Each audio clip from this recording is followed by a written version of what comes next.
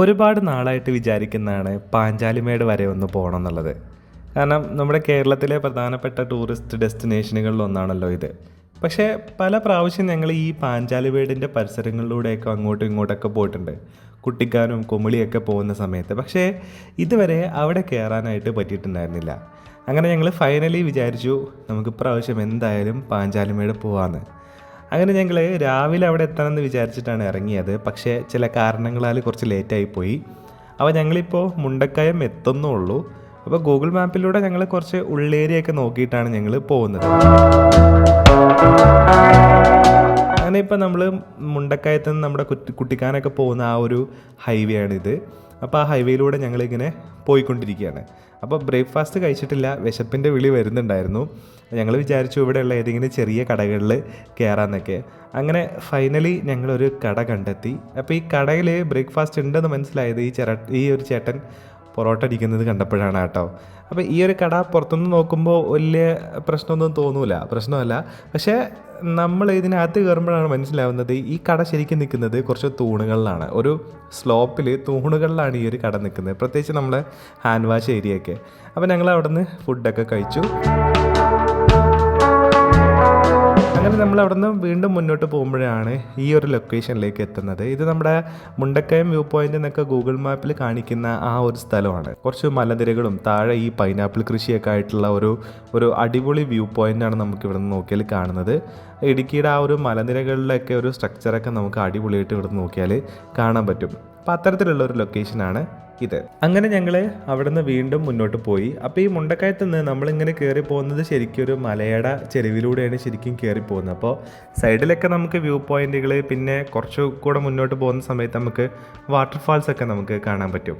ദൂരെ ഉള്ള മലകളിൽ നിന്ന് ഇങ്ങനെ ഒഴുകി വരുന്ന വെള്ളമൊക്കെ അടിപൊളിയായിട്ട് നമുക്ക് കാണാൻ പറ്റും. പിന്നെ കുറച്ച് രാവിലെ ആയതുകൊണ്ട് തന്നെ ഇവിടെ അധികം വാഹനത്തിരക്കൊന്നുമില്ല.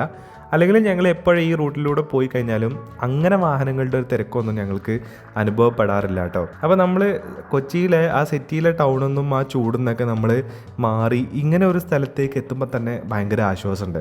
കാരണം കഴിഞ്ഞ ഒരാഴ്ച എന്ന് പറയുന്നത് നല്ല ഹെക്ടിക് വർക്കായിരുന്നു. അപ്പോൾ ആ ഒരു ഹെക്ടിക് വർക്കിൽ നിന്നുള്ള ഒരു എസ്കേപ്പും കൂടെയാണ് ഈ ഒരു യാത്ര. കുറച്ച് പ്രകൃതിയൊക്കെ കണ്ട് മൈൻഡൊക്കെ ഒന്ന് ഫ്രീ ആയിട്ടിരിക്കാൻ വേണ്ടിയിട്ട്. നമുക്ക് ഈ ഫ്രീ കിട്ടുന്ന സമയത്ത് റൂമിൽ തന്നെ ഇരുന്നാൽ ചിലപ്പം ചടച്ചു പോകും. അപ്പോൾ അതിൽ നിന്നൊക്കെയുള്ള ഒരു എസ്കേപ്പാണ് ശരിക്കും ഇങ്ങനെയുള്ള ചെറിയ ഷോർട്ട് ട്രിപ്പുകൾ എന്ന് പറയുന്നത്, പ്രത്യേകിച്ച് ഈ മൂന്നാർ പോലെയുള്ള ആ ഒരു സൈഡിലോട്ട്. അപ്പോൾ നമുക്ക് കുറച്ച് ക്വയറ്റായിരിക്കും, നല്ല പ്രകൃതിയുടെ നല്ല അടിപൊളി കാഴ്ചകളൊക്കെ ഉണ്ടാവും.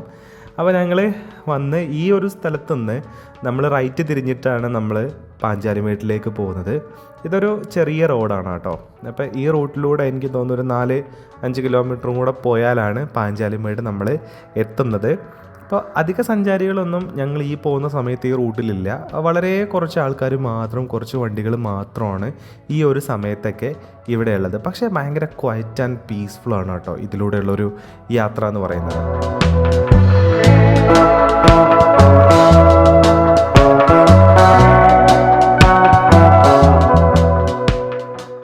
അങ്ങനെ ഫൈനലി ഞങ്ങൾ പാഞ്ചാലിമേട് എത്തിയിരിക്കുകയാണ്. അപ്പോൾ ഇവിടെ തന്നെ അധികം സഞ്ചാരികളോ അധികം ആൾക്കാരോ ഒന്നുമില്ല. പാഞ്ചാലിമേട് എന്ന് പറഞ്ഞിട്ടൊരു വലിയൊരു ആർച്ച് പോലെ അവരിവിടെ ഉണ്ടാക്കി വെച്ചിട്ടുണ്ട് കേട്ടോ.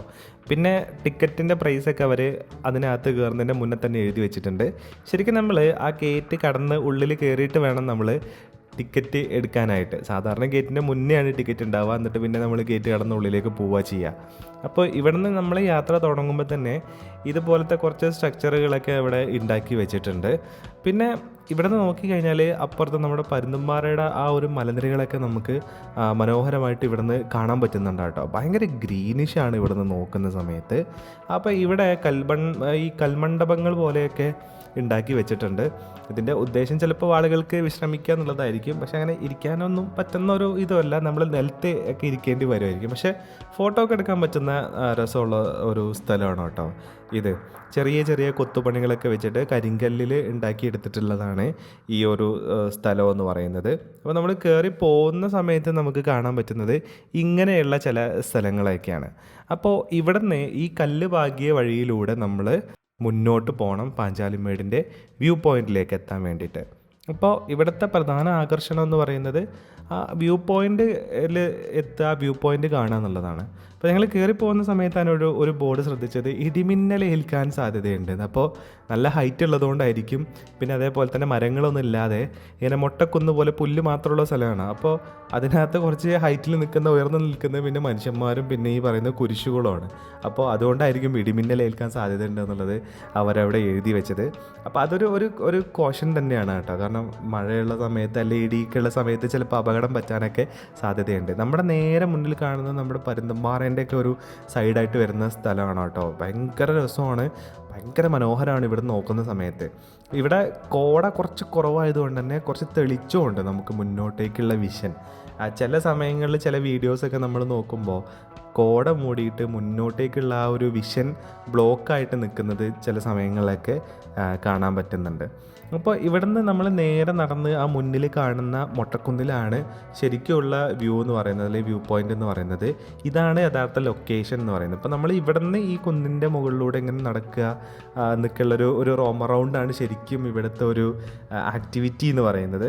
മാത്രമല്ല സിപ്പ് ലൈന് പോലെയുള്ള ആക്ടിവിറ്റീസും ഇവിടെ ഉണ്ട്.